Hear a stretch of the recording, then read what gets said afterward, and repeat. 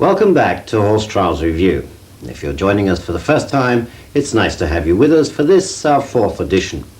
Well, we're in a nice cosy winter location this time for our last edition of 1990. And to our growing band of Australasian subscribers, a very special welcome to you. But another pleasure for me, and that's another welcome back. And it's to international rider Sarah Cotton. Well, thank you very much for inviting me back. It's a great pleasure to be here. Well, Sarah, you were with us for our 3rd edition. What's the rest of 1990 been like for you? Well, since then we've been to Loco for the Intermediate Championships and I had a very good result there. And then unfortunately I missed Gatcombe, the British Open, and I had to miss Burghley as well. But we've had some very good national results, and then to finish the season we had a good trip to Holland and then a trip to France. Well, it's been a busy year, Sarah, for the world of horse trials, and perhaps more so this time with the first staging of the World Equestrian Games in Stockholm.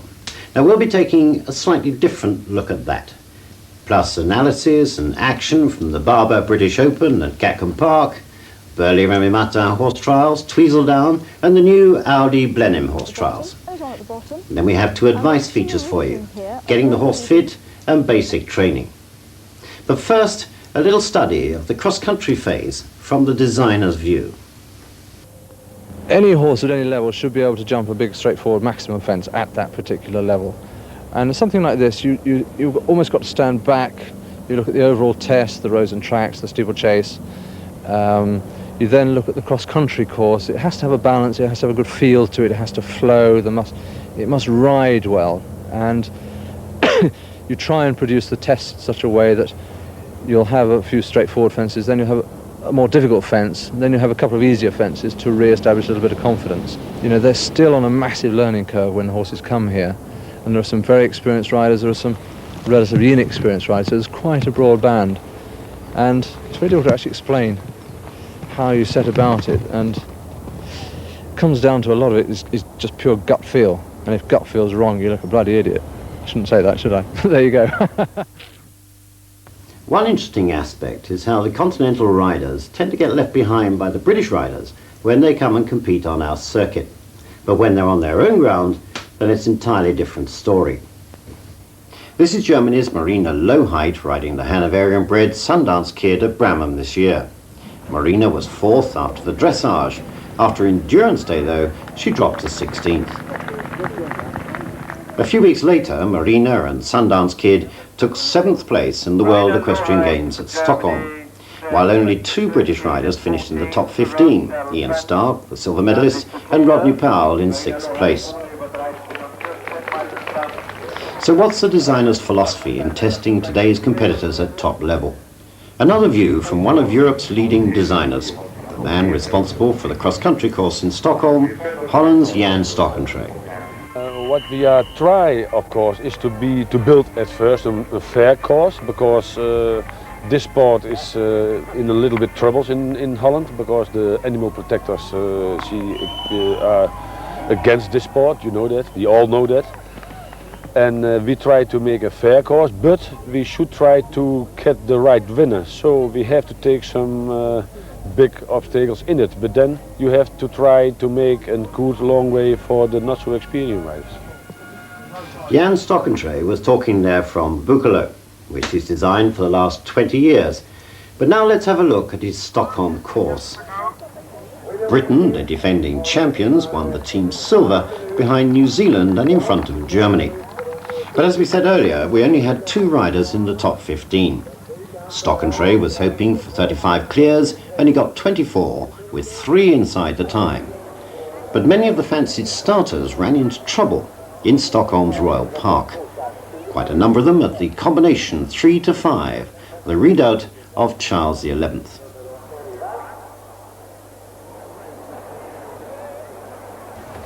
And we join Rodney Powell, Sarah, as he approaches that combination with the Irishman.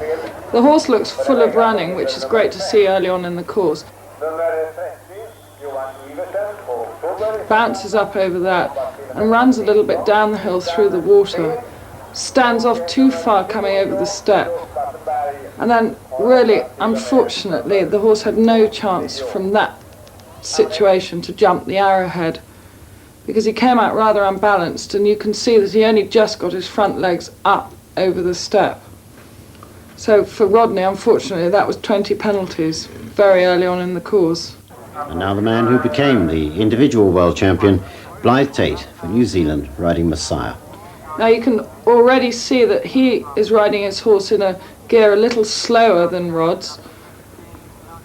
So he was much neater through the water, but to play safe he opted to take the longer route. And he's away clear. And the then defending champion, Sarah, Virginia Lang with Griffin.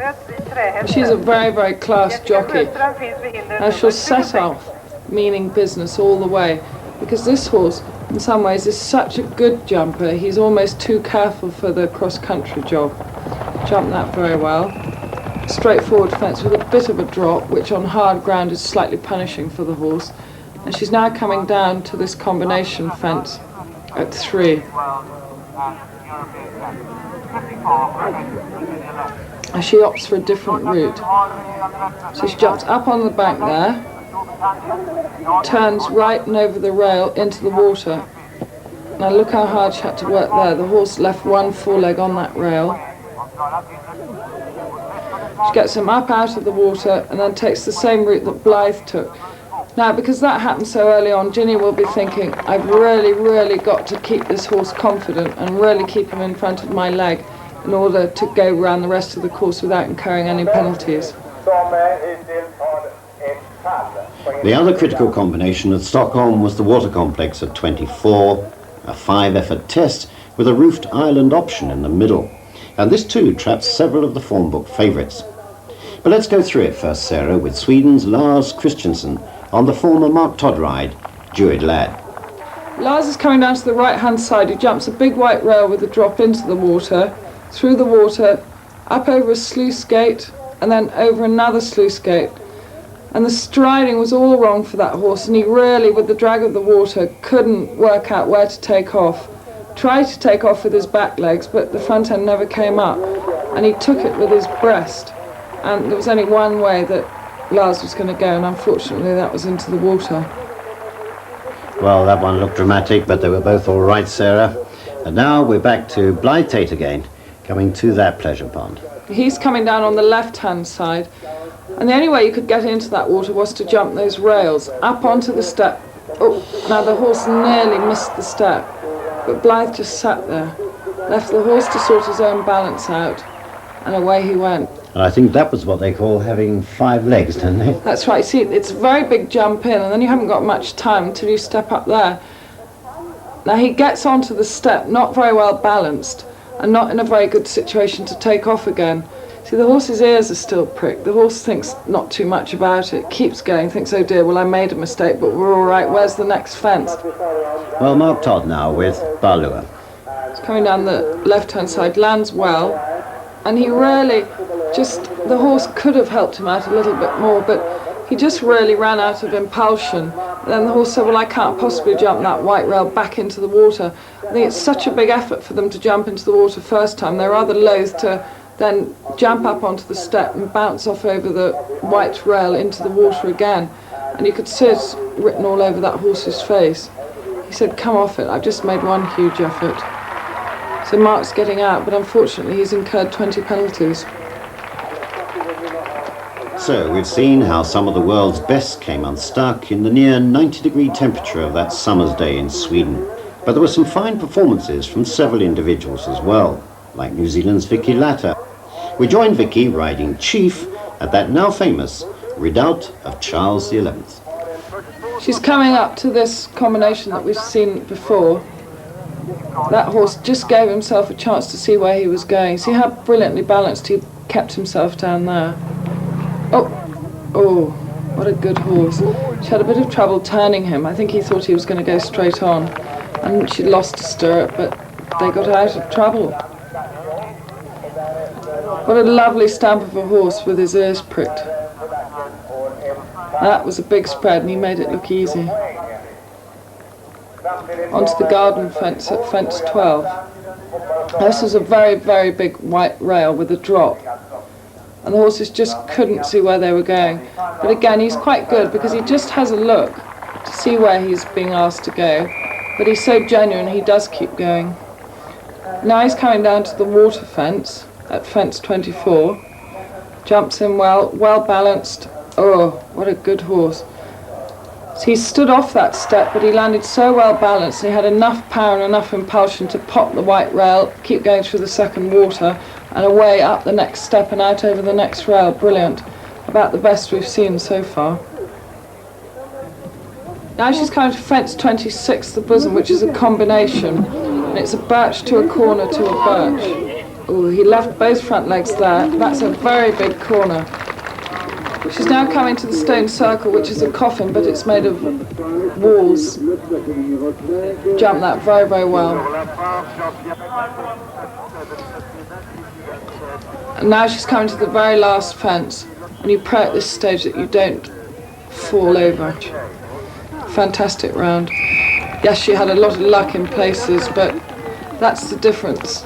At this level, you do need some luck, and it doesn't always go according to plan, and you've got to get yourself out of trouble without incurring penalties. A terrific performance by Vicky there. She put in the 10th fastest time of the day, and the following day, although she had a couple of poles down show jumping, she still finished 11th in the World Championships. Let's move on now to another cross-country course, Gatcombe Park, the Barber British Open. Sarah, a very different type of competition, but well known for its very tough cross-country course. Well, it's a championship course, but obviously the first difference is that it's a one-day event as opposed to Stockholm, which was a three-day event. Now let's take a look at this combination that came very early on the course, Sarah. At Gatcombe, you've got two straightforward fences, and then you have to turn the horse right-handed and put it on a line to a log where you have a big drop on the landing side, and you also have the problem of a horse going from lightness into dark. So let's see how that works out in practice, Sarah. First of all with Carolyn Todd. Now she's turning the horse off the direct line onto the alternative line. Horse jumped that very, very well. Now he's a good horse because he doesn't run down the hill. He keeps his own balance, which gives her the best possible chance to jump the next fence. And he was good there. He just gave himself a chance to see where he's going and then out over the rail. And you see how he hit that rail with his forearms. She sat very tight though, but not a very good experience to have early on in the course. Now she's got to keep the balance, keep the horse off his head and keep the hocks engaged in order to jump the next fence. No, one can see the point you were making there, Sarah, about the changes of light. And now Eddie Stibber with Mix and Match. He's coming to take the long route, jumps that well, keeps hold of the horse so he doesn't run onto his head or onto his forehand. He's going to jump the alternative here as well, the longer route. Jumps that very well. Again, keeps the horse balanced, keeps the horse from running onto his forehand down the hill. Jumped that out of trot, but jumped it safely. Very good. Now Lucinda Green with Arctic Squire. Now she's a very experienced jockey, and this horse isn't that experienced, so she'll be helping a relatively inexperienced horse to have a very good and confident ride. Oh, now he slightly hesitated there and nearly pitched Lucinda onto his neck, which is very experienced and very well balanced, and stayed there and regained her balance, picked up the horse and jumped the rail. He could have taken off his stride earlier, but he didn't. He put in a short one, so then he had to get the front end up very, very quickly, and it very nearly pitched her forward. This is fence 8, the zip fence. Now, as you can see from here, it looks as though the fence needs jumping in one effort. So it's one of those fences where you've got to have enough impulsion to get you up onto the bank, but there again you don't need too much impulsion because otherwise the horses will think that the whole fence needs jumping in one.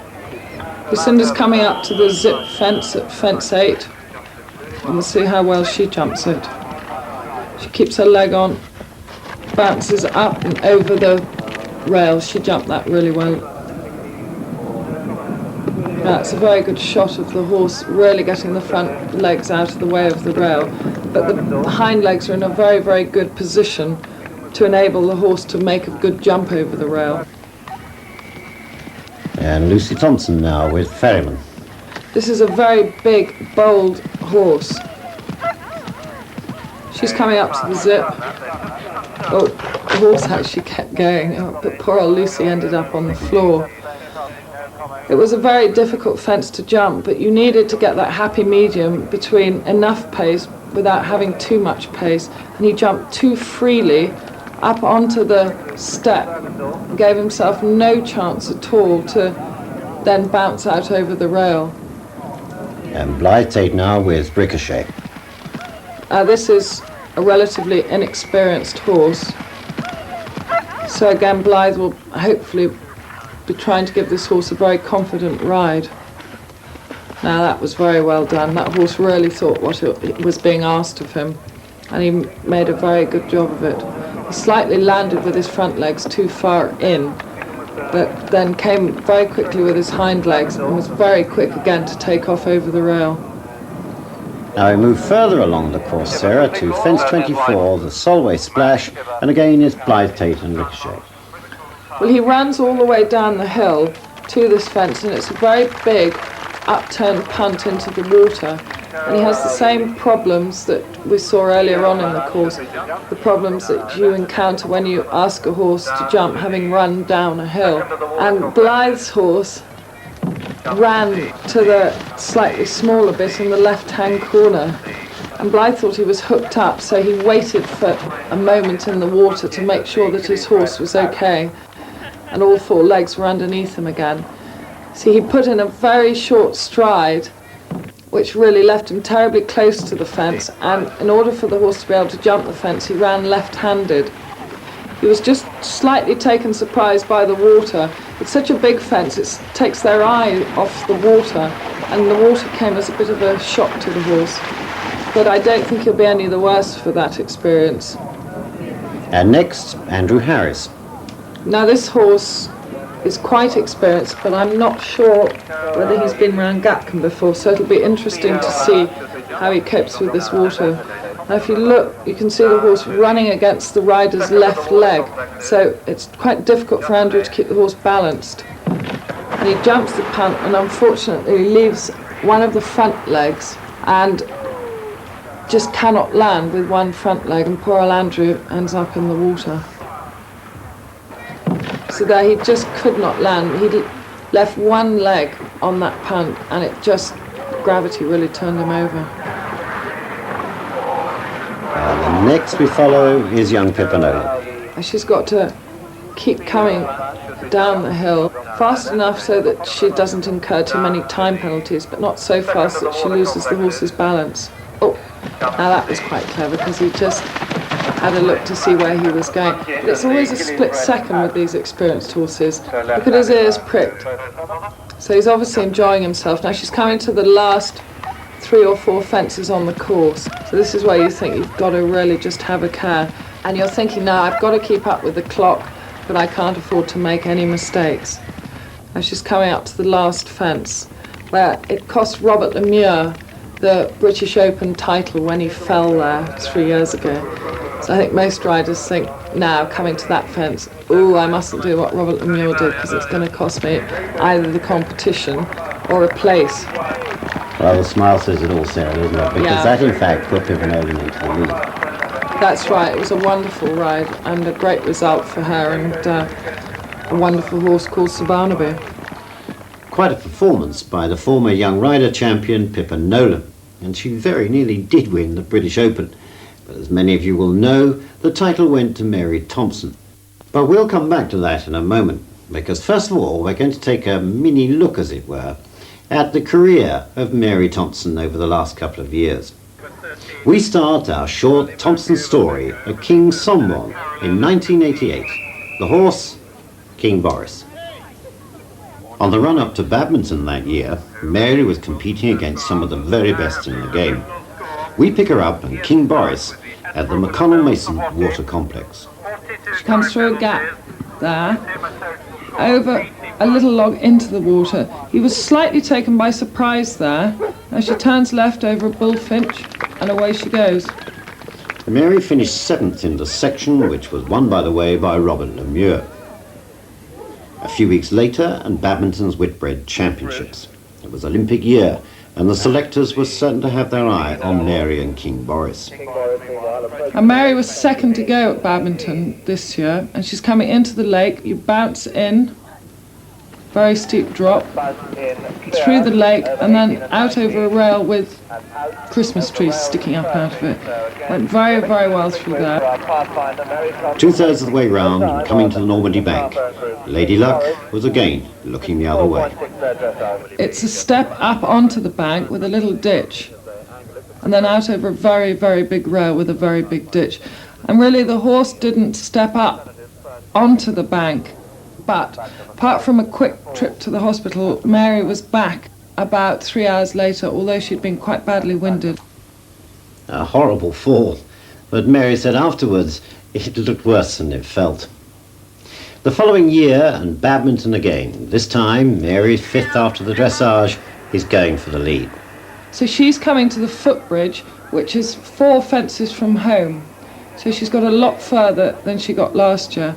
The horse looks a little bit tired and a little bit long and strung out. So she's got to be thinking, she's got 3 fences to go, she's got to keep the horse balanced, keep the horse's attention, keep him on his feet and finish. And she's done it. Taken the lead with only 5 penalties. And doesn't she look pleased? By the end of the cross-country, Mary, overtaken by Mark Todd and Jenny Leng, was in 3rd place before the final show-jumping phase. Less than a fence behind the leader. And so into the top 3. Number 73, the Carlborn Group's King Boris, Mary Thompson. They're on a score of 61.4. They can afford 1 fence down to stay in 3rd place, but no more.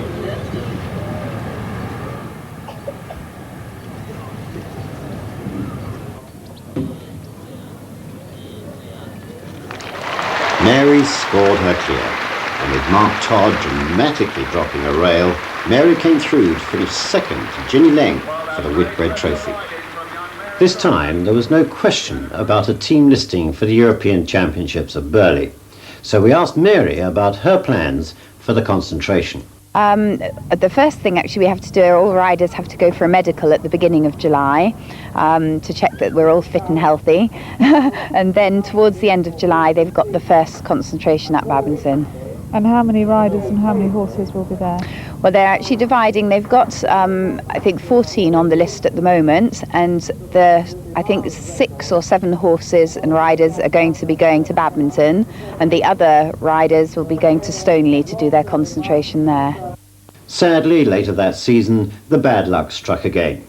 All Mary's horses were quarantined with equine flu, so she didn't get to Burghley after all. By October, that was all behind her, and Mary took her young horse King Samuel to Burghley in Holland. I came here last year and they've changed the course quite a lot. They've made it much more flowing, and there were a couple of big new fences. There's a monster corner fence, which there was an alternative, an easy alternative. And That's number 20. Yes, number 20, that's right. And I decided, anyway, because he's only young, the horse I was riding here, I was going to go the long way, but the corner, that was a really big fence. And then there was a fantastic new fence, a double of banks, where you had to actually jump from a higher bank across a great big sort of chasm onto a lower bank. And that, you know, I was sort of very interested to see how my sort of younger horse was going to react to such a fence. King Samuel finished clear both on the cross-country and the show jumping at Burghley. 77.20. And next spring, and King Somborn with King William as part of their run-up to Bramham. And here they are, coming to the steps at fence 14. Well, again, you can see that although it's 3 separate fences, they are all related to one another. And again, it's a young horse, and he was just a little bit unsure as to where he was going at the first fence. But Mary said, keep your balance, keep going, it's all right, put it behind you, and here's your next fence, concentrate on that. A few weeks later, badminton, with King Boris in third place, and again the Whitbread Trophy was within Mary's grasp. And so into the top three. King Boris, Mary Thompson. Last two. Coming round now. Go round. Hopefully no time for you. Can't be stopped.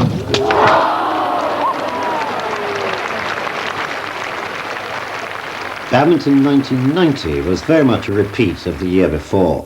Nicky McIrvin took the title and Blythe Tate just pipped Mary for second place. But the form looked good enough for a place in Britain's team to go to the World Equestrian Games in Stockholm. But to the surprise of many, Mary was left out. So the next big outing was the Barber British Open at Gatcombe. This was Mary's chance to make her own statement to the selectors. We left Gatcombe, you'll remember, with Pippa Nolan in the lead after a very fast time of 7 minutes and 7 seconds. So King Boris and Mary had only 6 seconds in hand. He's not the fastest horse in the world, he's slightly one-paced. So Mary had to be very conscious of keeping him going. She takes the direct route there, which is obviously going to save her some time. And again, the direct route there. But having said he's not the fastest horse in the world, he must really by now be one of the most experienced three-day event horses. So she could really use the experience to cut a corner here and cut a corner there, and hopefully, if the gods were on her side, she'd get away with it. And she really went on now to attack it, didn't she? She knew she had that time in hand. She did. She cut the corners where she could. She kept going. She kept the foot on the accelerator. And this is a brush fence, and it's the penultimate fence. But you'll still be thinking, for goodness sake, don't fall over. Concentrate, concentrate, concentrate. I don't think we can add to what that sign says there. Home and dry for Mary. Well, that's right. And I mean, if you look at her face, it just tells it all, really. That performance said it all. And Mary is now the new British Open Horse Trials champion. And Gatcombe also proved, and not for the first time, that Mary always has her horses very fit. Let's take a break and move away from competitive action and have a look at what's involved in getting horses fit. Sarah Pilliner is a specialist in fitness, and she's going to tell us all about interval training. So what does that mean? Well, despite all the hype, it really is quite simple. All you do is you give your horse a specified piece of work, followed by a period of semi-rest, followed by another period of work. Still confused? Well, think about what you would do if you were getting yourself fit. You'd jog along until you were puffed, then you'd walk, and when you felt a bit better, you'd jog along again. That's all we're going to do with these horses. One thing that we must do first is monitor the horse's pulse and respiration, because one of the bases of, well, the main basis of interval training is the fact that you monitor a horse's recovery rate, so that you don't go on and work him if he is stressed. You say, right, that's enough, I'm going home. And here Jane is now going to take the horse's pulse using a stethoscope on the left-hand side of the horse, up in what I call the horse's armpit, for want of a better word. She'll count the beats of the heart for 10 seconds and then multiply them by 6 to get the pulse rate per minute. This at rest should lie between 36 and 42 beats per minute. You may find that as your horse gets fitter, in fact his resting heart rate gets less. Jane is now going to take the horse's respiration rate. To do this, she'll lift up the rugs behind and look at the rise and fall of the horse's flanks. So if she stands by the horse's shoulder and just observes and times how many rise and falls of the flanks there are, in 30 seconds she can then double that to get the respiration rate per minute, which should lie somewhere between 8 and 12 per minute. Louise's horse is going to demonstrate a more sophisticated form of monitoring using the heart rate monitor. The heart rate monitor picks up the electrical activity of the horse's heart with electrodes placed under the saddle and under the girth. The long electrode, the long electrode fits under the saddle, while the short electrode, the one I have in my hand here, actually fits to a piece of Velcro under the girth and is kept securely in place there. Once we've got the equipment fitted, I plug it in, turn it on, and within about 30 seconds we'll have a reading on the screen here showing the horse's resting heart rate.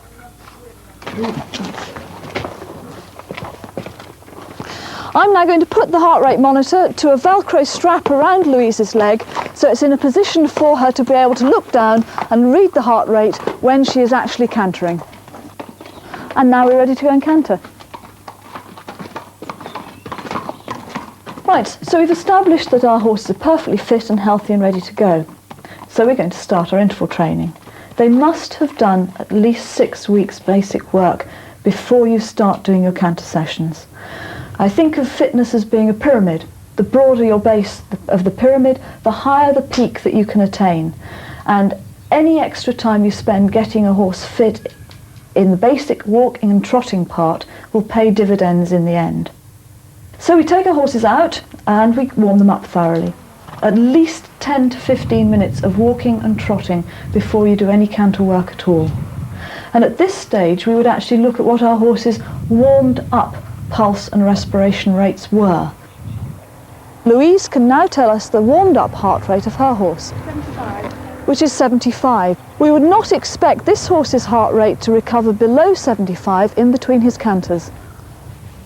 And now we get to the exciting bit. Our horses have actually started their canter and they're going to cover a set distance in a known time so that they know exactly what speed they're cantering at. This is a 400 metre per minute canter, which is the basic canter that we do interval training for novice horses at. And the speed and distance and time that they canter for will vary according to the level of fitness. Having completed our first canter session, which may be as short as 2 minutes for your first one, the horses will be pulled up, they will have their heart and their respiration rates checked, and they will then be walked for 3 minutes and their recovery rate assessed at the end of that 3 minutes. Jane is now going to cover our 200 metres set distance in a time of 23 seconds. This means that the horse will be going at 520 metres per minute, which is novice horse trial speed. It's important to teach your horse to go at the correct speed during its training sessions.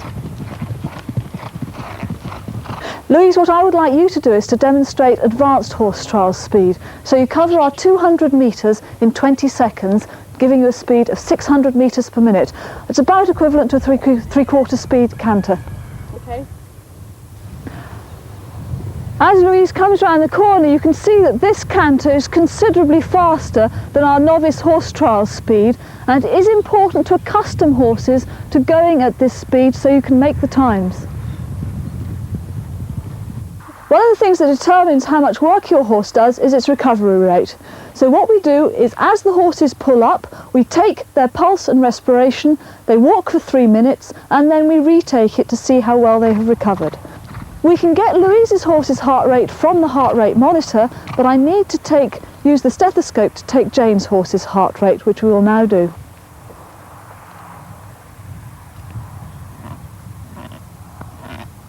Okay, go and walk for 3 minutes. Jane's horse's heart rate was 150, which is about what you would expect for the type of cantering that we were doing, and I would expect in her 3 minutes walk for it to drop to below 100. Right, Louise, and what was your horse's heart rate on pulling up? 165. 165, thank you. Go and walk for 3 minutes. Louise's horse's heart rate was slightly higher at 165, but not significantly, and again I would expect that to recover down below 100 during her 3 minute recovery period.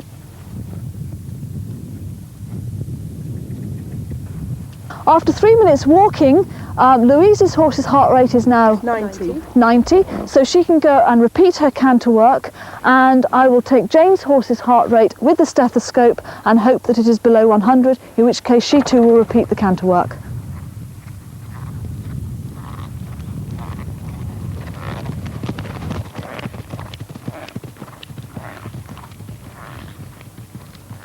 Having completed their workout, the horses will be cooled down until they have recovered completely. In other words, they have stopped blowing, their heart rates are back to their warmed up level and they have stopped sweating. This shouldn't take any more than 10 to 15 minutes in a reasonably fit horse. If it takes any longer than that, you've probably overstressed him. So just where is all this leading us? How do we know if our horse is actually fit enough to compete? Well, I like to think that if a horse can do 3 5-minute canters, with each canter being at 400 metres per minute, with the last minute at 520 metres per minute, and recover from that in 10 to 15 minutes, then he's fit enough for you to go and have a bash at a novice horse trial. And to conclude, know your horse's resting pulse and respiration. Know your horse's warmed up pulse and respiration. Make sure you warm up thoroughly, at least 10 to 15 minutes of walk and trot. Start your canter for the specified time, walk for 3 minutes, and if the horse's pulse has dropped below 100, continue your canter session. And repeat this twice. Make sure you cool down thoroughly. The horse should have returned to his warmed up pulse and respiration within 10 to 15 minutes of finishing the workout. As the horse's recovery rate improves, you can increase his workload by increasing the length and or the speed of each workout, and you do this until the horse has reached the required level of fitness. Some sound advice there from Sarah Pilliner. Fitness of horse and rider, that's the name of the game, and there's certainly no shortcuts. As we'll see now as we join the 1990 autumn season and take a look at the Remy Martin Burghley horse trials. Joining us to discuss this major 3-day event, a guest we've had before, another welcome back, Richard Walker. Thanks, Peter. It's good to be back. Richard, last year you were a spectator. This year you were back in action and finished third on your Jacana. Now, you've won Burghley twice in your career so far. But what did you think of the cross-country course this year?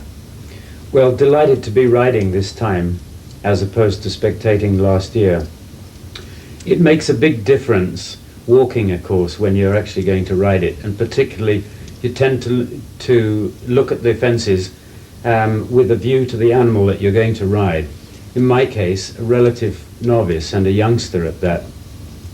But I knew him to be a genuine horse and bold as well. So it was a course that I looked forward to riding. But the Remy Martin this year, Richard, it wasn't without drama. But what did you feel, in your opinion, were the most demanding fences? There were quite a number. The leaf pit at fence 3 came very early on, and for quite a number of horses I expected this to be a bit of a problem. This fence walks a good distance, an orthodox distance, but for me it rode very long between the first element and the second one. This is the first part of the coffin. The coffin's always a difficult fence, but I think the captain had made it slightly harder this time by putting these trees, those conifers, on each side of the ditch. Coming to the first trout hatchery, the wall as we can see it, where the horse is supposed to jump it, taking the fast route, only has a fairly narrow fence to tackle. It was a big drop and I was concerned about it when I walked it. This was a fence towards the end of the course that I'd been eager to try and jump straight through if I could. When I came to walk it, it still looked extremely flat. The long option was much longer.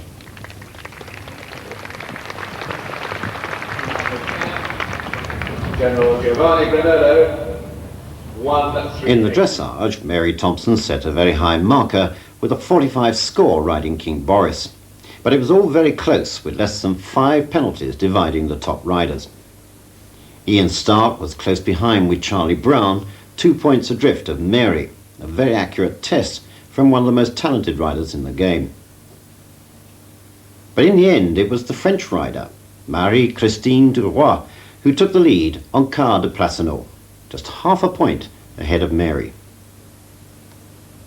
But while the dressage was in progress, we asked some of the riders for their views on the event, and in particular, the cross-country.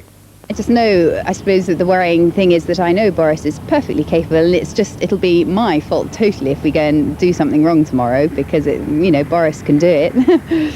So that's, I think, more the worry than the actual pressure of being the favourite to win.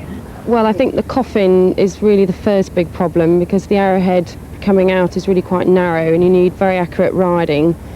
Then I think the first water complex is really quite tough, and there's quite a big jump coming out with a bounce, and I think if you just make a mistake coming out, there's no hope of getting over the rail. And there's two very wide, large fences on the course as well, so I think there's enough to sort them out tomorrow. Oh, I think it's a very tough test, yeah. I mean, it's a 3-star international event, and it's, you know, that's the highest you can get, and it certainly lives up to that reputation. Now, of course, you've been coming to Burghley for many years now. Yet to win here, you must be champing at the bit to notch your first victory here.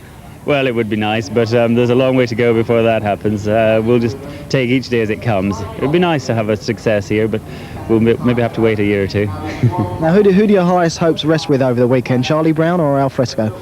Well, Charlie Brown's, you know, almost 9 marks ahead in the dressage, so he's lying in a very good position, and I know him better. Al Fresco will just have to sort of nurse around the first few fences and see that we get on all right, and if all goes well over the first, say, half dozen jumps, then we'll go for it. So it's in the lap of the gods, basically. One of the star attractions outside the 3-day event was a demonstration of pure dressage by Annie MacDonald Hall. Dressage to music, and it certainly put 3-day event dressage into perspective.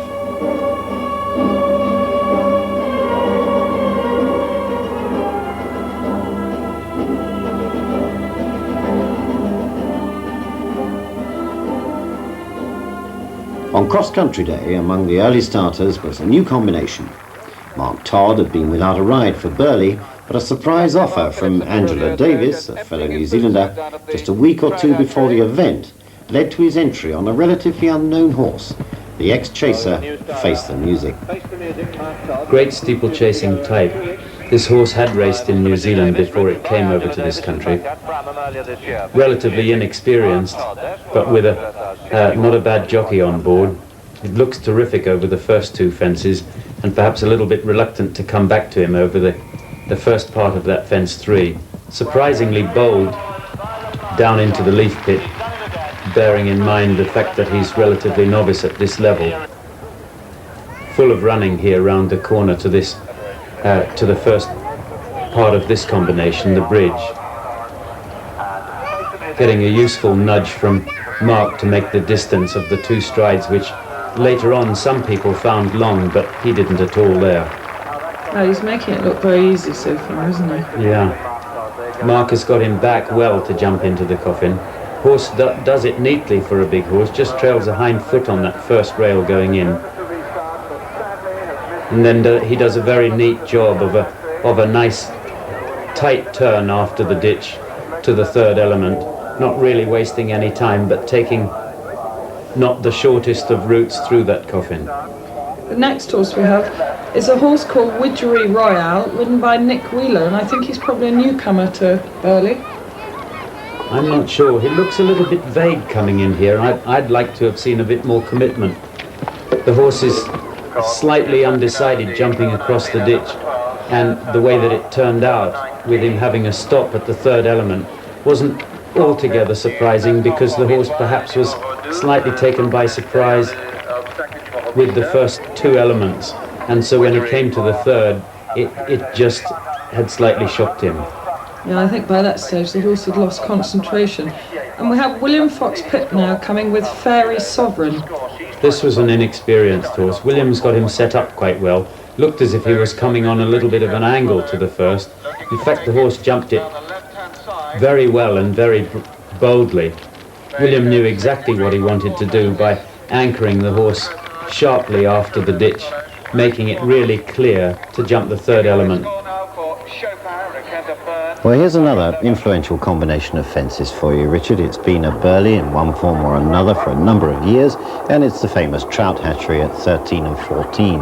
The clever sighting of the fence involved some decline in the ground, coming down to the wall that was small on takeoff but big on the landing side for the drop. The difficulty, it seemed to me, was having the horse well balanced to jump the fence in the middle underneath the roof. The long route, if one chose to try and be safe, then the long route made sense. if you were happy to try and make up galloping time elsewhere in the course. If we watch now, Tim Randall on a horse called Legs 11. He's set up, obviously going to take the short route going in. Horse a bit cautious, seemed to work out fine. Slightly vague going onto the bank, and oh dear. It's rather a shame. I think if I'd have been in that situation, probably you would as well, Richard. If you'd have had not a very good ride over the wall, then you'd have probably thought of taking the long route to get out. I would have done under the circumstances that we've just seen. But Tim was probably aware of the fact that last year one or two horses jumped in over the wall looking a little bit doubtful and jumped through the hut fine. The next one is Charlotte Hollingsworth riding the Cool Customer. She gives him a little reminder with the stick as she comes down to the wall. Jumps in very well, she gathers up the reins in pretty good order, and one of the things that I've always been advised not to do is jump out of water on an angle up the step. It may just have been that she was slightly uncertain as to whether to go straight or whether to take the long route after she had jumped into the water. One can see that with all the turns, the horses are taken a little bit by surprise. He doesn't seem any of the worse. And the next one is Katie Parker and Percy Trevian. Well, coming on the left-hand side of the tree, it looks as if Katie's going to take the long route. Now she's warning him, obviously going to take the route straight to the house. She does that very well. She's organised herself. Yes, and out very well, taking the quickest route between the house and that little elbow on the extreme right-hand side of fence 14. Right, now we're going to move on to the Dairy Mound fence, Richard. We're looking at the straight-ahead route. Not much room for error with that very narrow fence at the top of the two steps. And the first horse that we see is Nick Wheeler. Nick's not taking the straight-ahead route. Does a very neat job of taking the longer route round and jumping off the surprising part of the... Oh dear, oh dear. That's one of the hazards of the Dairy Mound complex. It's quite difficult to get them back into gear and really engaged in front of the leg to jump off over this comparatively small set of rails, but it is quite a big drop. And the next horse is the Black Magician, ridden by Francis Hooper. Francis going straight ahead. Number 5. Well, the Black Magician really does a nice job all the way through. It looks perfectly safe.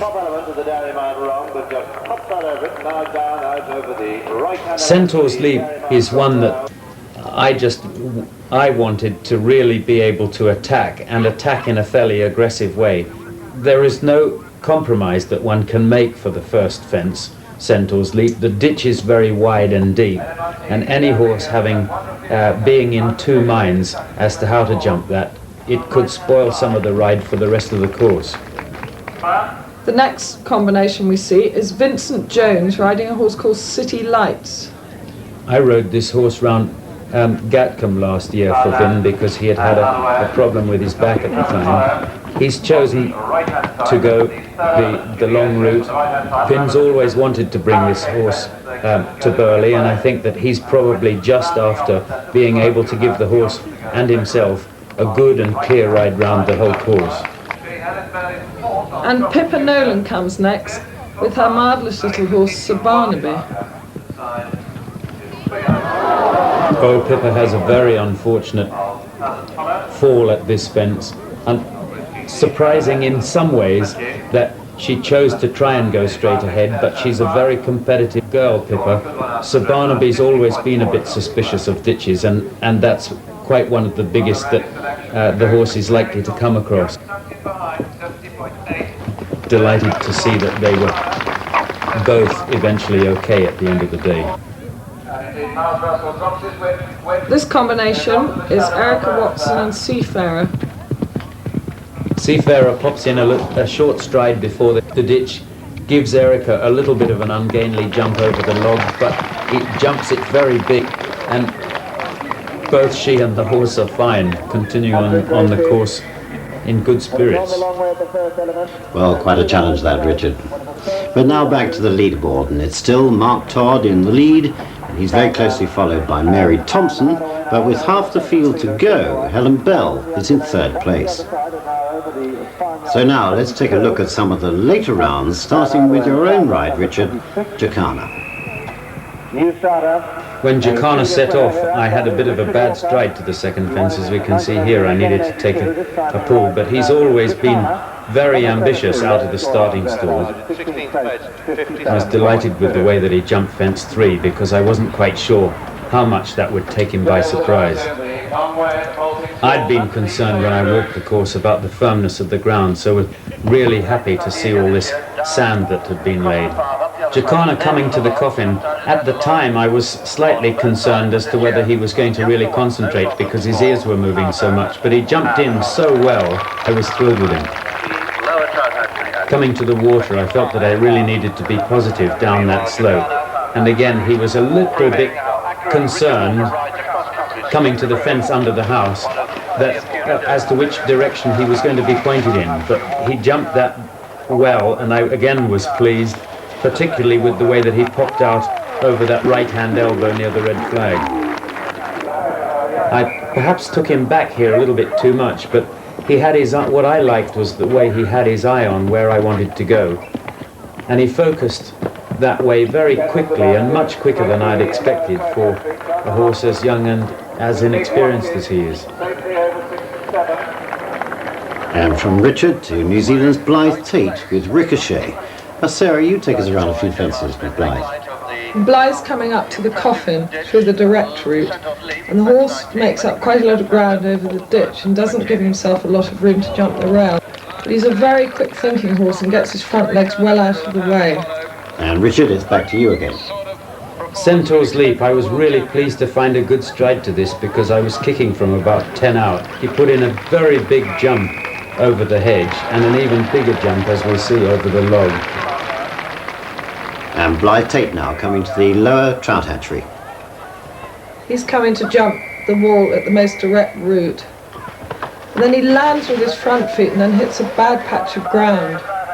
This is really calm stuff as far as Blythe is concerned, standing quietly there in the water waiting for the horse to get rebalanced before he moves him on to the fence under the house.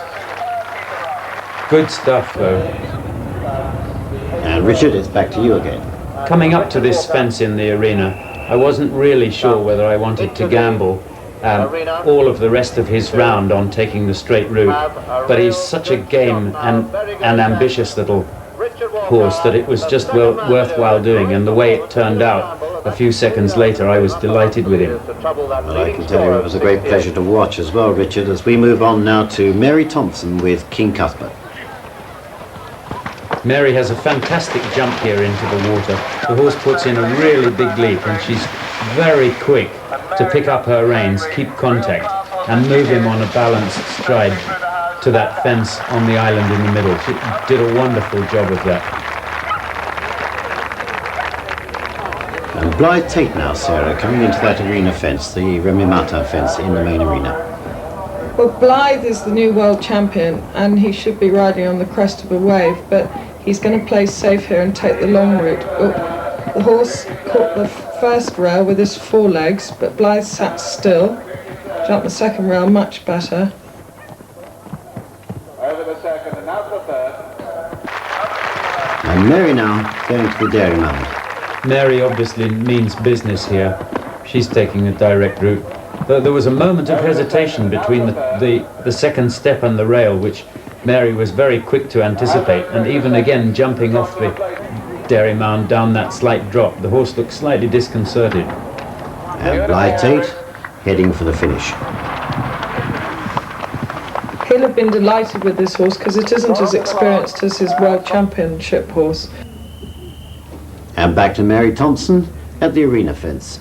Mary takes a tight line to the first turn and the first element of the arena, considering the horse there, giving it some time to make a balanced turn. jumping the second fence well. It's hard for horses when they're tired to make these turns as abruptly as sometimes they're asked to, but Mary giving the horse all the consideration that it could possibly need. And Mary Thompson too now, coming up for the finishing line. Switching him on afterwards for the home run. She didn't have the best of jumps over the last fence, but she would no doubt be very pleased, because seeing his pricked ears coming to the last, he looked as fresh as she would want him to be, and finishing in a very good time. 11.49, and that puts her up with Mark Todd, and she's done it. She's taken the lead, Mary's the new leader, and here's the score.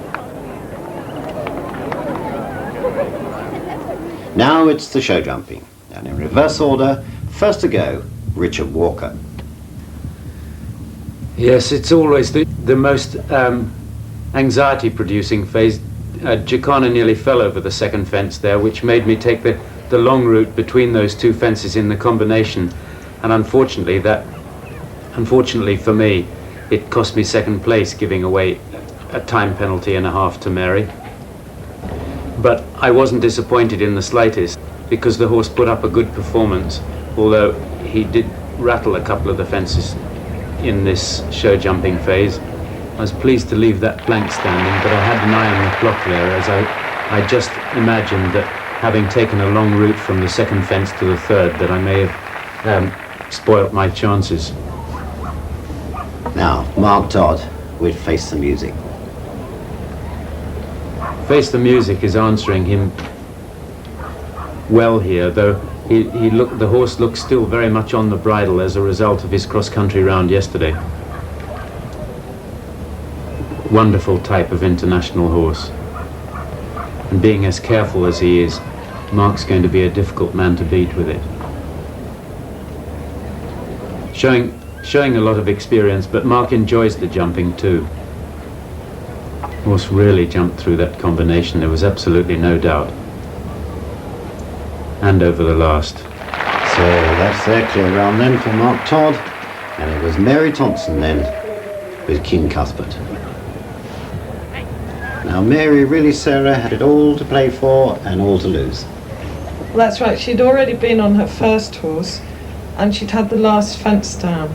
But as Richard quite rightly said, there's so much anxiety on this last day because of a rail out of the cups costs so many places as a three-day event. It's only 5 penalties, but when all the competitors are bunched up with only a few marks between them, one rail can drop you right down the order. As Mary now goes down the treble combination.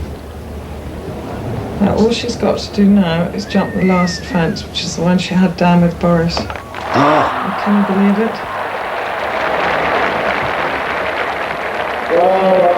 And again, it's the last fence, and at the end of one of the most prestigious three-day events in the world, Mary's had it down, and she drops from first to second. Mark Todd, the winner, Richard Walker third, and Mary fourth on her other horse, King Boris.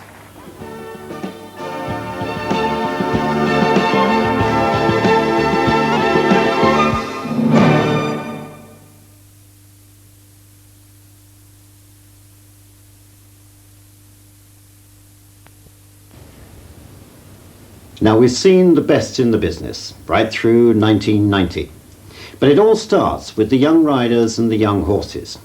And we don't see many novice events on TV, so now we're going to visit a three-day event at Tweedledown in Hampshire, which included a junior championship.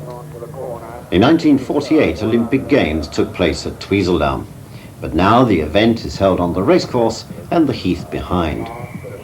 This year, the novice event had a record entry of around 130 horses, and it included the junior three-day championships for riders under 18. Well, it's a lovely three-day event. It's a competition that's not to be missed, really. And for some people, it's the pinnacle of their career. And for other people, it's a stepping stone for their younger horses before they go on, hopefully, to bigger and greater competitions. The fences are beautifully constructed, very well designed by Mike Etherington Smith, and very well presented. So we're going to now take another quick look, but this time it's at the roads and tracks with Anthony Hallows and Landed Gentry. Well, his horse looks very enthusiastic and probably is thinking, well, I'm sure we should be doing some jumping, but so far all we seem to be doing is having a trot and a canter as we would do at home when we go for a hack. And now the steeplechase, Sarah, with Paul, St. John Honey and Indian Holiday. With steeplechase, you've really got to really go as soon as you come out of the starting box. Some people amble out and then wonder why they have time penalties. The horse was a little bit green at that fence and jumped up in the air a little bit, but landed very well balanced, and away he went. So he looks set to have a very good ride. And now to the meat of any event, Sarah, the cross country, and it's Nick Burton with Bertie Blunt. Well, Nick Burton trained with Captain Mark Phillips at Gatcombe, so he is in all senses of the word a professional event rider. So he will be one of the people who has brought a young horse here for the experience, and hopefully if the horse goes well here it will then go on to bigger and greater things next spring. The water complex was by far the most influential combination on the course, and it was a demanding course. The horses, in order to have qualified, must have completed without cross-country jumping penalties a novice 2-day event or an intermediate 1-day event. And coming to that water we see Alice Clapham with another highway. Alice Clapham comes from a tremendously successful eventing and horse family. So she should have enough real feel in her blood, let's say. But again, she's still a youngster and not very experienced. She took the direct route at the water and rode it like a pro, I thought. Lovely to watch, Sarah. Move on now to Rachel Kinsey with Thrift Zari. Well, this horse looks very enthusiastic and very confident. She's just coming up a hill to a straightforward fence, which she jumps very well indeed. So she'll be keeping an eye on her stopwatch to make sure that she's up on time. And we see now Alex McMeekin with Page Boy. Yeah, they jump that triple bar very well, and they come up the hill now to a combination fence, where the horse can't see it's a combination fence because the first part is a little log with a drop on the landing side. And Terry Horgan with Tally Ho. Now he's an experienced rider, so we'll see how he copes. Now he puts 3 strides in there, and the horse doesn't make such a big jump, so Terry had to really keep his leg on and say, there you are, that's where you've got to go. You're going to have to make your own ground up in order to get to a good takeoff position to jump the 3rd element. Let's take a look back now to the water complex, because the Posada Junior Championships were being held over the same course. This is Michelle Parker riding the Polish horse Grot. Now some of these juniors are very professional and others aren't so experienced, so it'd be quite interesting to see how they all cope. Now she's turning to get on a good line to take the alternative, which is time wasting, but if she completes the water complex without a jumping penalty, then it's obviously going to be the safest bet for her. And she rode that very, very well, and she's quick away from the fence. Now this is a very experienced rider, Leslie Law with Montgomery. Well, he won this competition last year on one of Ginny Lane's horses, Welton Chit Chat, so he'll be looking to repeat his success. And back to the water. Well, another of the junior riders is on the course, and it's Natasha Goody with More Glory. Now at this point she'll be trying to get the horse's attention so that the horse knows where he's asked to go. Now there the horse looked to the left, obviously something spooked him. Oh, she came a little bit fast to the brush and the horse jumped it, to be fair to him, very well, but he was travelling at such a pace that the rider unfortunately kept going and got in front of the movement. The horse was standing there thinking, oh dear, what's happened to you? You seem to be on the floor. Yeah, what a lovely character. That doesn't faze him one bit, does it? Well, it doesn't seem to have done, no, not at all. Richard Adams with Snapdragon. Now this is a coffin with 2 ditches, but it's a lovely approach over a brush. And then once the horses are over the brush, they then have to pick their way through. The rider had to keep the horse on the line after the 2nd ditch to the final element, but they jumped it without penalty. Very good. Now this is Cogs Bridge, Sarah. And we can see the final element, which is an upright. In fact, it's a combination fence, but it's actually quite a big footbridge, and I know that when some of the riders walked the course, they were rather phased by it. And coming to it, we see Peter Viner with Danny Badaz.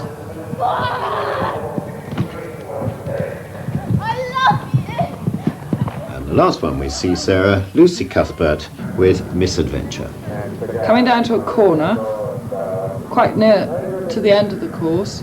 It's quite a kind corner, and the horse jumped it superbly. The jockey kept the horse on a very good line, and they made it again look easy. Backed off there a little bit. Often when you have white beehives like that, it does back a horse off, and you have to, in that instant, keep enough leg on. But let's now take a look at the score. In first position, William Fox Pitt with Steely Dan. They finished on their dressage score of 40.5. Then it's Nick Burton on 41.4, followed by Bryce Newman, with Philippa McGill, Mandy Orchard and Jeremy Spring close behind, and they're all within one show jumping fence. And in the junior championships, it's Michelle Parker leading by 5 points from Nikki Barber, with Juliet Beaumont and the next 6 riders all within a pole of each other. Now that's a close competition, and a real credit to the way some of these young riders and their horses can go. It's going to be interesting at international events in a few years from now. Now let's take a look at the juniors show jumping on Sunday morning. And it's Juliet Beaumont with Seamus II. Tremendous pressure for these youngsters to ride under, but it teaches them so much. She's jumped a parallel there. Now she's got to keep on line and keep the balance for that parallel. That the horse, unfortunately, took the rail with his hind legs. Just dragged it off, Sarah. Yes, he did. And this is the last fence, a double. Okay, she's had one fence down, and that's 5 penalties, and it's expensive, but there's always another day, and these competitions are all for people gaining experience. And Nikki Barber with Target Moon. So she'll know that the one that's just been had a fence down, so she's got to certainly try and go better. This is where the mental attitude comes in, Sarah, isn't it? That's right. Oh, now she had the same fence down, but the horse took it with the front legs. So again, she's had one down for 5 penalties. So they're still sort of level pegging as such. So 5 jumping penalties, no time penalties, 72.41. And Michelle Parker with Grot. From second to 5th. Now, she must be thinking, keep your cool, keep your confidence. We know that as a pair, we can do it. Let's see if she jumps it. Oh, she did. She rattled the back pole, but it stayed in the cups. Sometimes horses rattle nearly every fence, and the poles still stay in the cups. And sometimes the horses hardly ever seem to touch the fences, and the poles come down. And she's done it. She's the winner. Michelle Parker and Grot have won the Posada 3-day championships, less than 2 points ahead of Sophie Peacock. 50.8 penalties. So Michelle Parker. What a really good competition Tweedledum was, and a great credit to Veronica Spackman and her team. And incredibly, there were 130 horses entered, which must make it one of the biggest 3-day in the world. Well, now we're going to take another break, this time to look at training. You can't get away from the basics, particularly with young competition horses. So let's take a deeper look at grid work. Grid work is all part of a horse's introduction to jumping, and it's very important that it's done in the correct stages so the horse never has a fright with the grid. And we try and increase the horse's athleticism and activity over the fences, so then when you come to riding cross country, the horse is able to bend himself and be agile. When he's been galloping with a rather long form, when he comes to his grids, he's got to be quick and sharp and quick in his technique. So we use trotting poles and grids to teach the horse from an early age how he's then going to cope with the cross-country fences which become more and more demanding as he increases up to advanced level. So we start with the trot poles, which make the horse bend his limbs, bend his hocks, bend his fetlocks, bend his stifles and his knees. It improves his balance and starts to improve the impulsion as he brings his hocks underneath him. We see him go round another time. As you approach, you must think absolutely straight, because this is the foundations for going straight over every single fence when you're riding cross country, keeping the impulsion, a half halt, and then allowing the horse to stretch. Very nice. Now you can see the horse kept a nice straight line, that he kept a good rhythm, perhaps lacking in a little bit of impulsion, but the ground we're working on is slightly deep, and therefore it's all the more necessary for the horse to be working strongly from behind. We now move from our trotting poles to the beginning of an exercise where we teach the horse how to jump. And we're going to use a trot pole to a cross pole, and we use a cross pole to emphasise this idea of straightness. It directs the horse absolutely to the middle of the fence. Now the whole point of the trot pole in front of the cross pole is to place the horse in the right point for takeoff. And he hops over the placing pole and then jumps the cross pole. Over the top of the cross pole, the horse wants to throw a nice shape, a bascule, and the rider forward swing, allowing with the hand, but without throwing the contact into great loops. On landing, the rider must ride the horse straight forward. Again, this is the beginnings of teaching the horse the foundations of moving straight after his fence when he's jumping a course. So coming in absolutely straight, looking at the line, a half halt here, soften the contact and give. Good. After you've done your introductory pole with the cross pole, you then put a pole on the landing side before introducing your little parallel. Now if it's an experienced horse, you don't need to go through every single stage. You can go straight into an exercise. But for a young horse, it's very important that he knows what's coming so that his confidence is always solid. So you have your landing pole 3 yards after the cross pole. And then when you introduce your parallel, that again will be 3 yards away. The short distance makes the horse athletic, makes him use himself, but of course with the short distance it's vital that you have the pole in the middle so he's not encouraged to be a bit enthusiastic and try and bounce the lot. We have the trot pole, again the same rhythm, balance, impulsion and straightness on the approach, over the cross pole, just to get the horse used to the pole on the landing side before introducing the parallel, and see how it makes the horse keep the head down, so therefore keep the stride round, the stride after landing. So we now move from just the pole on the ground there to putting in the final part of the exercise. And to my mind, this is one of the most basic but most useful exercises that you can do. The parallel at the end makes the horse, it teaches him to back off with a short distance, it makes him neat in front, makes him bascule over the top, uses back legs behind. So it can be used either as the introduction to jumping for the young horse, or bigger and more demanding as a true athletic exercise for the older horse. Can you just give a bit more, Julie, over both of them? Just offer your hand, just move your hand forward a bit more. Rhythm, balance, impulsion, straightness, give and give. Good. So now from the cross pole we change the front rail to being straight. The true test of a horse's athletic ability, with the short distance in the middle, in order to clear the true parallel, he must be quick off the ground, fold the front legs, bascule over the top, use his hind legs so he doesn't catch the front pole or the back pole as he goes over the top. And on completion of the jump, it's important that the rider immediately picks up the rhythm again and rides straight forward, so completing the exercise.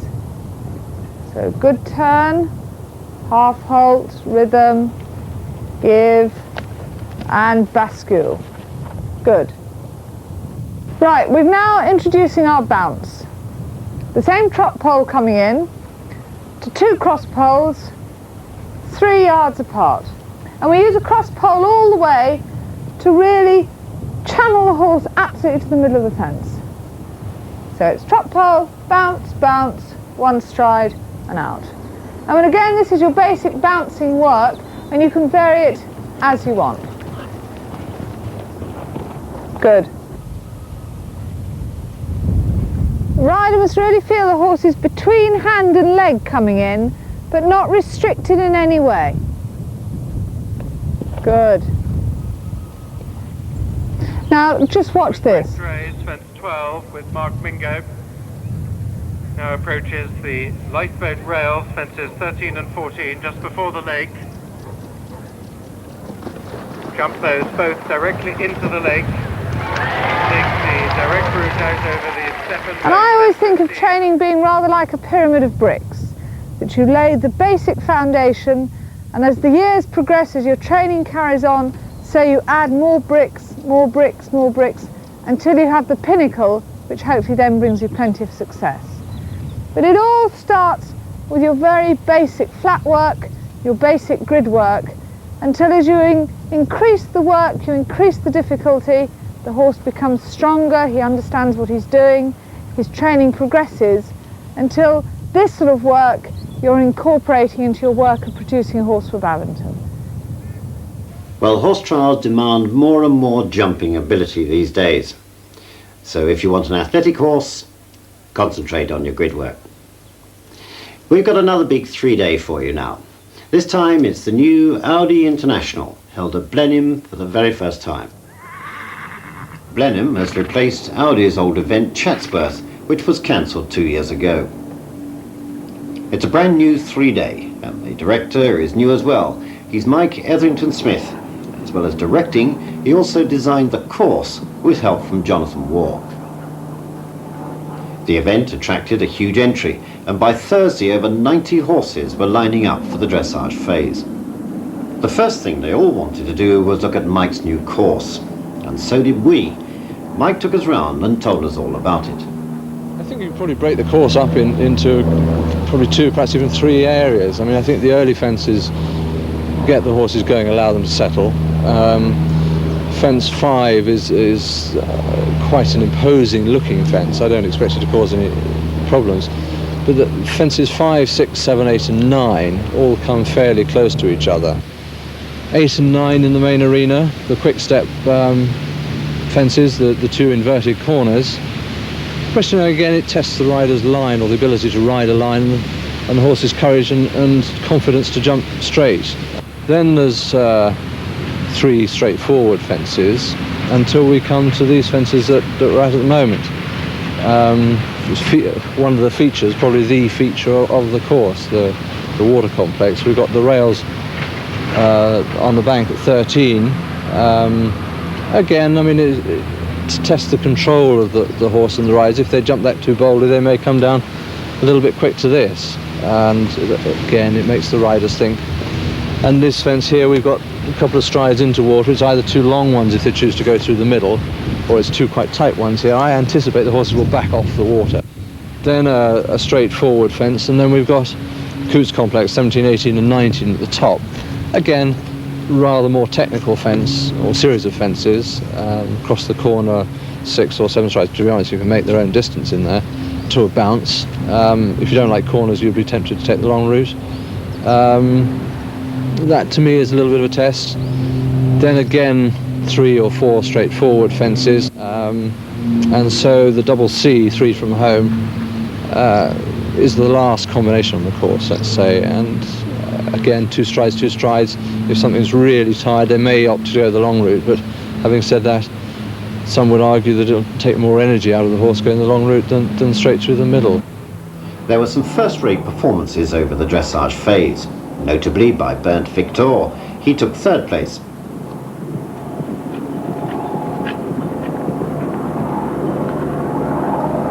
And also by Ginny Leng, this time with her young horse Welton Chit Chat.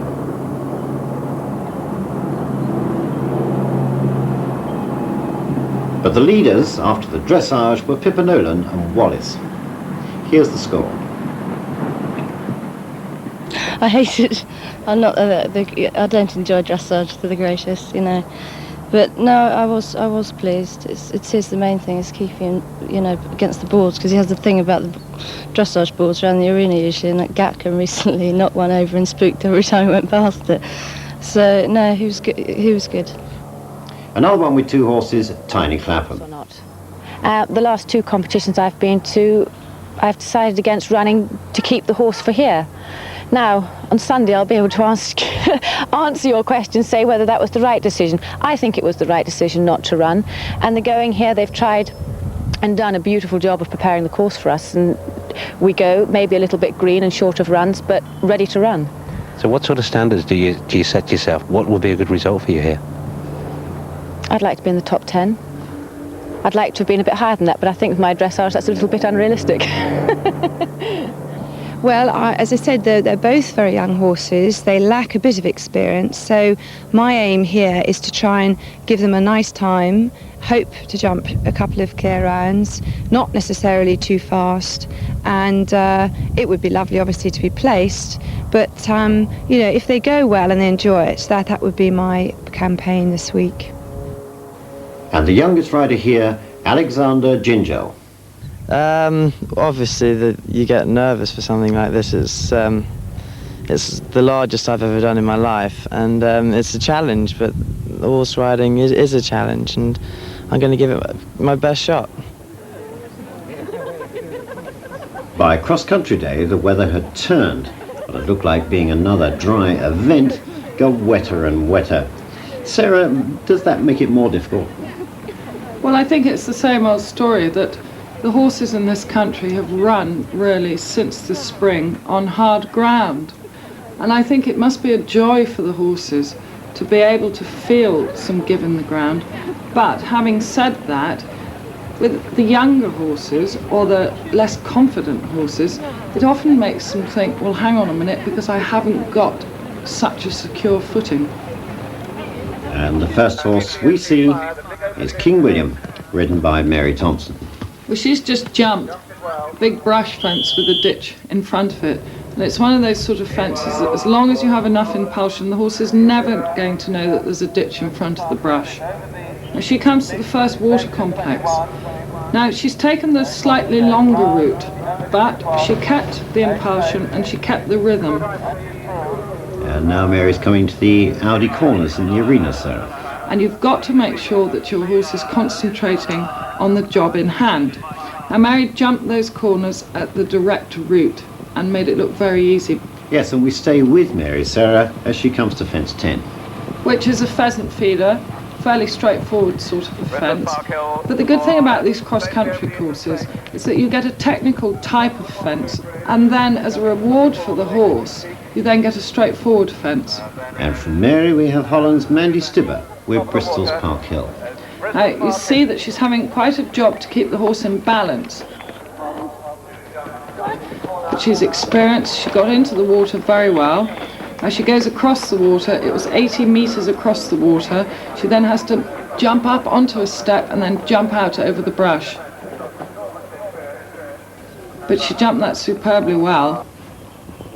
Some idea of the rain there, Sarah, as we move on now to young Pippa Nolan with Wallace coming to fences 6 and 7. She was in the lead after the dressage, so she'll be hoping to be able to keep the lead without doing anything ridiculously wrong across country. Now, she took the same route as Mary did, through the water. So far, so good. And we stay with Pippa now as she goes to that arena fence, and here she runs into a bit of trouble. Now, she's taking the alternative.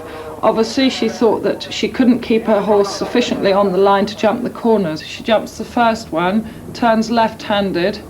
She's got to keep the horse's attention. Now, on the approach, he put his head in the air. He didn't look to be concentrating on the job in hand. And although she took the alternative, she's had 20 penalties. Now, that was a tricky combination, Sarah, so let's have another in-depth look at it. Obviously, Pippa thought that the alternative was going to be safe enough for her horse, but she ran into trouble, whereas Mary went the direct route over the corners and jumped it superbly well. So let's go back some action again, Sarah, this time with Camilla Murdoch and Stormforce 10. Now she's gone the direct route, and as with Mary, she jumped it very, very well. And Eric Duvender with Flute in the Blues. Now he's trying to take the alternative, the same line that Pippa took. He's clear over the first part. His horse had a look at that rail at the second part, but he was aware that the horse was being a little bit spooky, so he backed his leg up by using his whip on the horse's shoulder, and Eric nearly got into trouble, but he got away with it.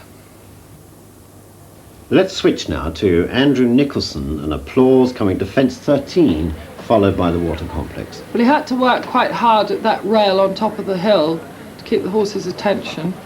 Now he's got a double of rails, and the second one lands him in the water. He lands very balanced.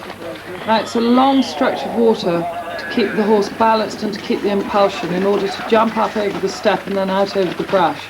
But he made it look fairly easy. King Plantagenet. We'll stay with Andrew, Sarah, as he goes to Coots Complex at fence 17-19. It's one of those corners where, although you're turning left afterwards, you mustn't ever think left until you've jumped the corner, because if you do, you're likely to have a run out. And he jumped it like the pro that he is. He now comes down to the trachena into the wood. They need a lot of leg and a lot of encouragement to get the horses over the trachena. But he jumped it very well. Yes, Andrew gave that a positive ride, Sarah, as we move on now to Sarah Wells with Master Muttley. She's coming down to the rail before the water. Yeah, it was quite interesting. You could see that the horse wasn't just overly confident at the rail on top of the hill, and although she jumped the first rail, the horse saw the water on the far side of the second rail and said, uh-oh, sorry, don't really like the look of that. So she's now got to jump the alternative, which she does very well. Keep the canter through the water, jump positively out over the step. And as it is an arrowhead type of obstacle, the horse sees the way out to the side. And we move on to Tony Pellett with General St Majors. Now he's coming down to the corner, and unfortunately he did what is so easy to do at that type of fence. The horse, I think, dropped behind his leg, and he lost the impulsion a little bit and the concentration. Now he's taking the extremely long route, which is the alternative. But for him, he's had 20 penalties.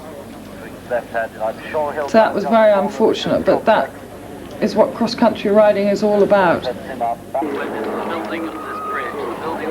Well, back on the course again with Owen Moore and Locomotion. Now he's coming down to this corner, followed by the bounce.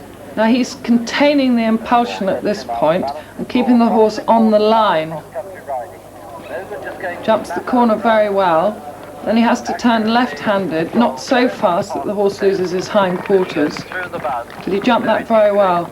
He contained the energy, but he kept the balance and kept the impulsion. It was a good example there, Sarah, of setting up, wasn't it? That's right, without overdoing it as such. And they're coming to the double C at fence 25. Now, it's one of these fences where, again, you need concentration and you need to be able to keep the horse on a line. It's an upright to a table to another upright. He jumped it well, and he comes round the corner to the last fence. And certainly doesn't the horse look full of running, Peter? And lovely look in its face, isn't it? Yeah, this horse looks a real athlete. And they're always wonderful horses to ride. Now, he'll be well pleased with that. She's a mare as well. It's nice to see the mares competing and doing well. Oh, a bit of feminism, Sarah. As we move to young Lucinda Murray with Just Jeremy, and they're coming to the dew pond. This is a lovely horse. He looks so very confident. He's not a small horse, but he looks very well balanced all the time. He always looks in control of his balance. David Green now. It's a marvellous feeling when you're producing young horses and you get them to like a 2-star level competition and they finish a cross-country course, obviously full of confidence and looking so fresh. And Lucinda Murray again with Just Jeremy, this time coming down to the water. Jumped that rail very, very well indeed. And didn't he keep his balance so well down the hill? I mean, he looks like a total gentleman, but a horse with a lot of confidence. And she was good there, because she got the old beater out and said, come on, matey, I know the water's there, but you've got enough confidence to jump it. Keeps the balance, keeps his attention to jump the step, and jumped over the brush very well. And Tiny Clapham at the start with Setter Wayo, and this gives us a chance to see the first fence, Sarah. That's right. Tiny is one of the most stylish riders and a very talented jockey, and she produces some wonderfully consistent young horses.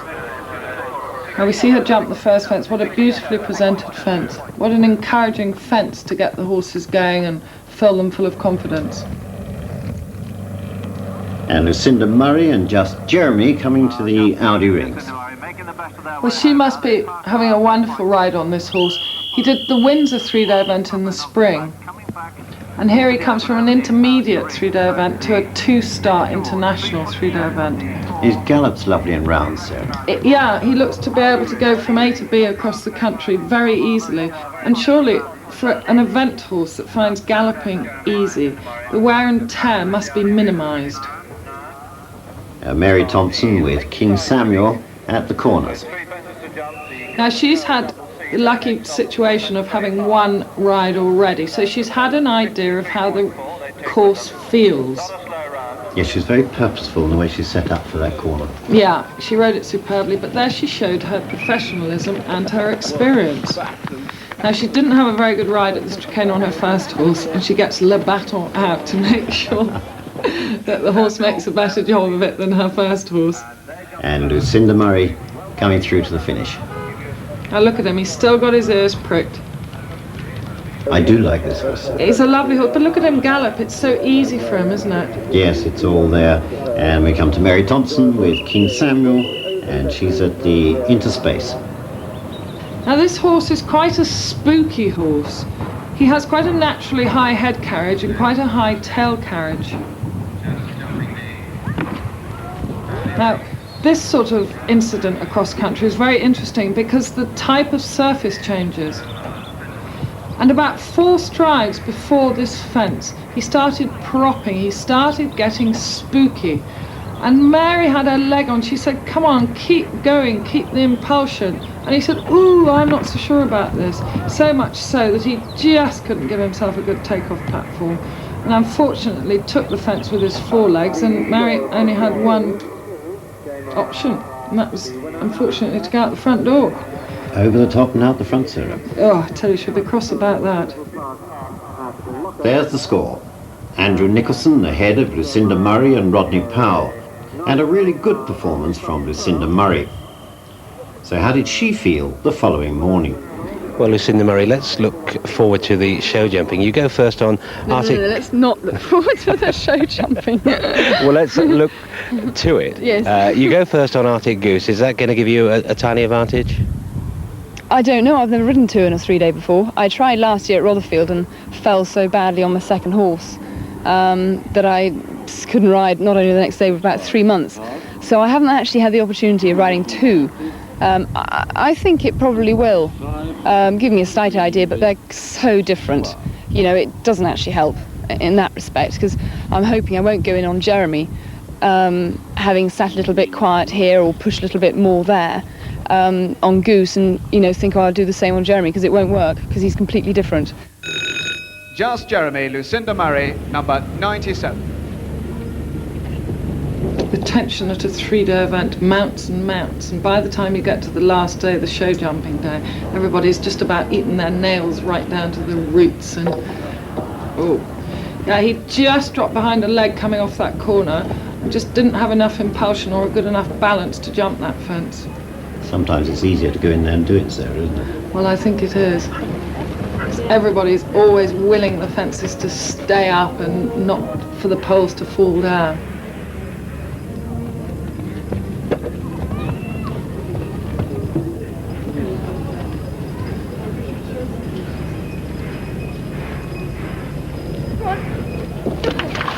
She'll be really pleased. Now she's got to sit it out because she is in second position and Andrew Nicholson's in the lead. And she knows that she's had one fence down, which leaves Andrew Nicholson with one fence in hand. But it'll be interesting to see how he copes. But he's all right so far. Setting up again nicely.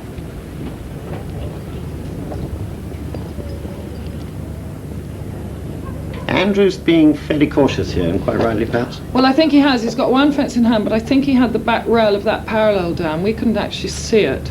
So he's now got to go clear. And there, just got that front rail coming out of the combination, which gave him the 2 down. It did, unfortunately. But fantastic success for Lucinda.